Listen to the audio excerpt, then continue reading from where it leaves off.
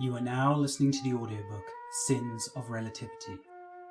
Music, writing and presentation by TH. Edited by IM. A foreword from the author. We live in an age of misinformation and propaganda.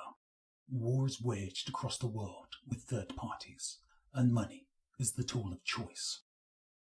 Powerful interest groups vie for domination of people's minds, using the weapons of censorship and blackmail. Dialogue cannot take place in such a world. Only might rules here. Yet after the dust settles and we reach the conclusion of this age, no one will trust any source of information. So people will read again the old books, as they will be considered free from the corruption of the internet.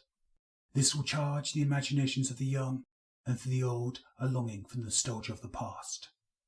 So it will be a time of myth, a time of fables, a time of stories. Chapter 1. The city of Evelov was filled with joyous laughter and celebration. Bunting was abundant in every street. It was September the 15th, 2414. The special day was the celebration of democracy. The wind was still and the clouds were few. The chill in the air only enhanced the experience, as many people appreciated the transfer of heat from their mugs or the company they were with. The sun beamed onto the city, striking the gargantuan Hopkins Cathedral. By many of its inhabitants, it was considered the jewel of the city, its windows faceting the light, making it sparkle in 1,000 different directions, the huge stained glass window only improving on this. For most of the populace, it was a welcome reassurance of the protection of the church. Yet for the 5 figures that walked in its shadow, it was a constant reminder of their oppression. Robert Winter was one of those figures in that shadow. He looked up into the sky, eyes narrowing at the eyesore, which was the flying lump of bricks.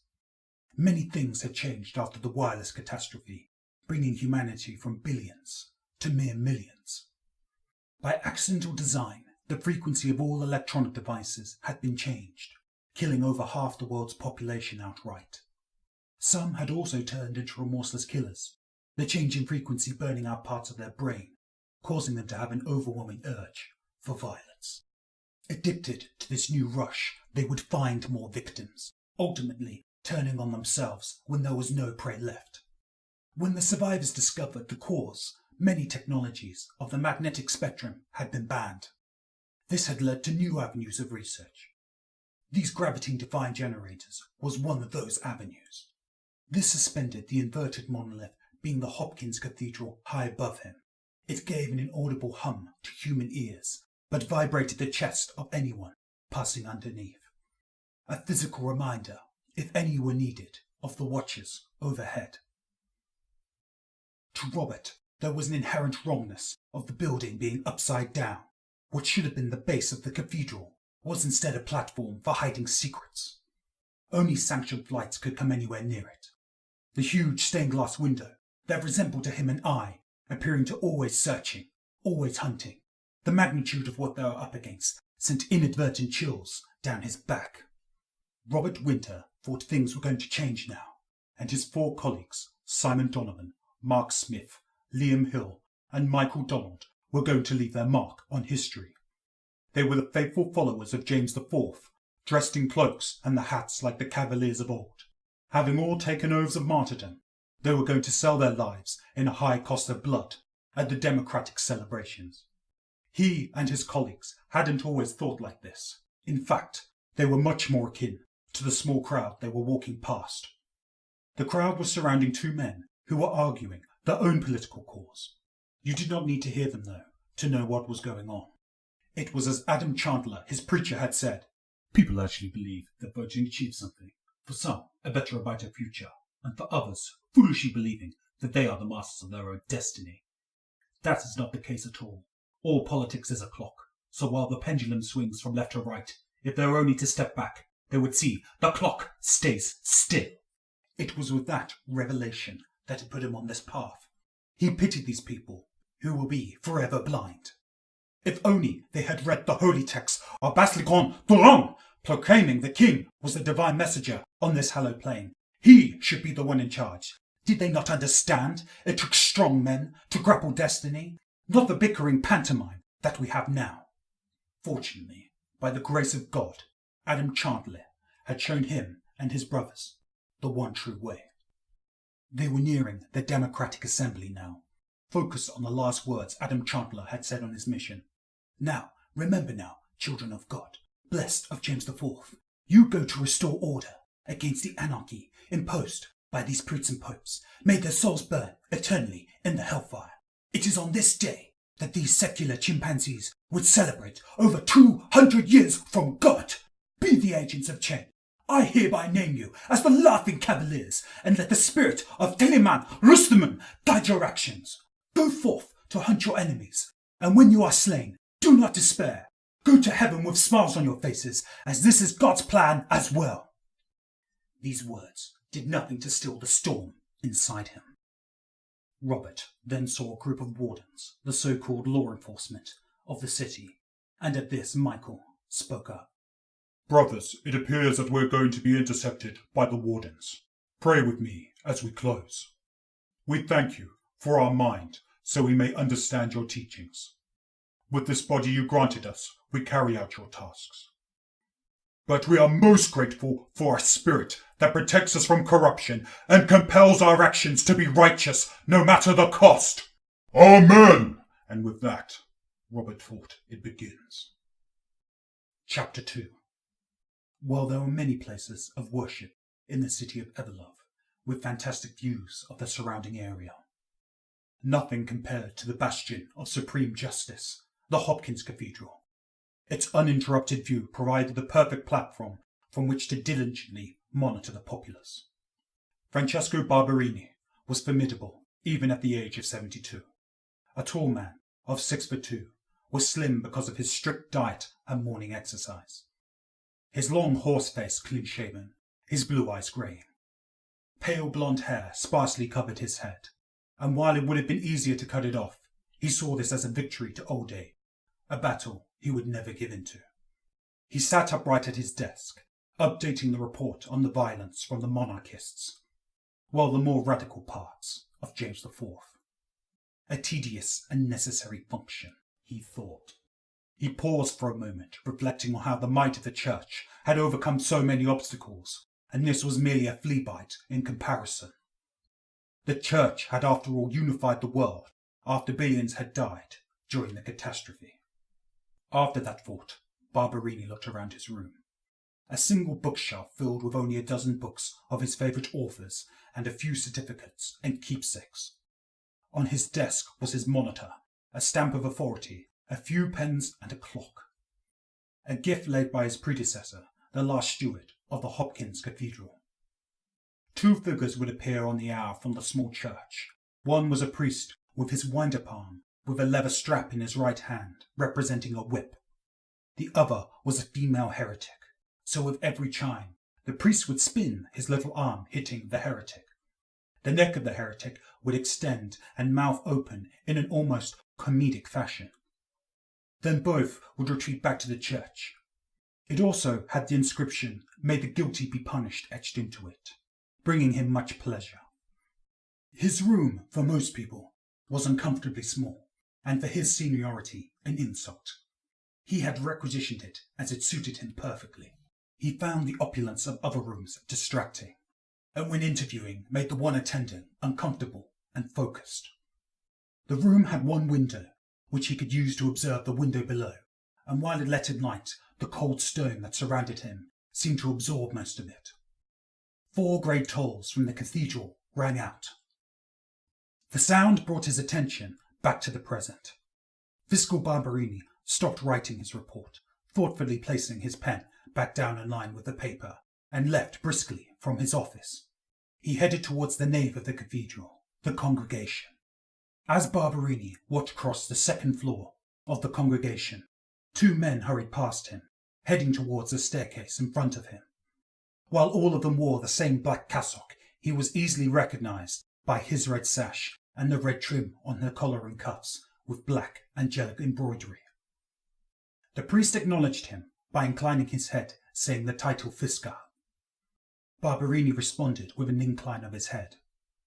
While there was an emergency going on, indicated by the 4 chimes, if he arrived too soon, he would not get any immediate answers, and his mere presence would most likely distract his subordinates.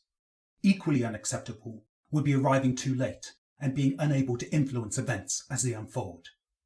So he waited for a moment before going down the staircase, peering down into the congregation.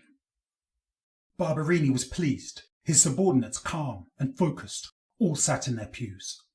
The pews also doubled as a workstation, with the 100 priests currently present working tirelessly to protect the civilians of Everlove. The Hopkins Cathedral was designed first and foremost as a place of worship and could house over 60,000 worshippers on its 3 floors. Mighty pillars held up the ceiling and the other 2 floors. There were rows of pews that took up the majority of the floor space. With the tombs of the 12 saints of the cathedral stood 6 apiece each side. No expense had been spared to venerate these heroes. For instance, the statue of Nicholas Imrich was made from Kalalata marble, while the cost of others was not so obvious. For instance, it was not the cost of material, but rather the man-hours. Johann von Dornheim statue was made entirely of a soft clay, easily damaged, and warped every few hours, and that needed constant upkeep. It was made from this substance to remind future generations that constant attention is needed about the things you hold dear, lest it fall apart. At the very front of the cathedral, in the choir, was Cacophonus, a mighty organ that was so powerful, special body gear had to be worn to protect the player of this instrument. Behind that was the fountain, depicting the Hopkins, fighting a great worm called Canodon, representing his final enemy, and the pulpit where he commanded the operations. Barberini thought enough time had passed, and walked down the staircase. As he was walking down the pulpit, he admired the vast stone columns leading up to the ceiling, showing a beautiful diorama. It showed the beginning of man, perfect, proud, naive, and glorious. Then man turning back on God, then realization of this grave mistake, and finally cast himself into the fire of judgment to receive the blessings of the light. To Barberini, it never ceased to amaze him what man could accomplish. He had now walked past the pews and walked up to the pulpit, where he commanded the operations. The bronze eagle at the front, arms spread as if to take flight. His general notary, in her wimpy, glided to his side and brought him up to speed. Fiscal, she said. The mirror optics have appeared to have picked up 5 monarchists walking their way towards the Democratic Assembly, where the celebrations that are taking place. They have been targeted as a level 1 threat, a public nuisance, non-violent, and local security has been sent to intercept them and turn them away. All is in order, Fiscal. Barberini responded. While it appears you have everything in hand, it would be remiss of me if I did not check, though. Barberini countered. He walked to the fountain and placed his hand on the activation stone. The fountain stopped pumping water, and the acoustic levitation began, causing the water to be suspended into a globe. It then flexed into a large oval-shaped monitor. "Show the footage," said Barberini. The general notary then brought the relevant information on the monitor. 30 seconds passed. He then paused the monitor and magnified one of the suspects. He strode off to the pulpit, which had a communication link. "This is Fiscal Barberini. I want a witch hunt sent to the Democratic Assembly now!" But... The general notary tried to interject. Barberini raised his hand to silence her. "I repeat, I want a witch hunt to engage a group of 5 males armed with direct firing resonators and possibly wearing wool armor." A confirmation was sent back to him, and he closed the comms. In a voice of steel, Barberini said to his subordinates, "Right! I want all mirror optics focused on these monarchists and local security to prevent any more civilians from entering the area. Also prep the emergency services for casualties. Praise the Maker! Praise the Maker!" The whole room responded. "Who catalogued this threat?" A terrified voice said.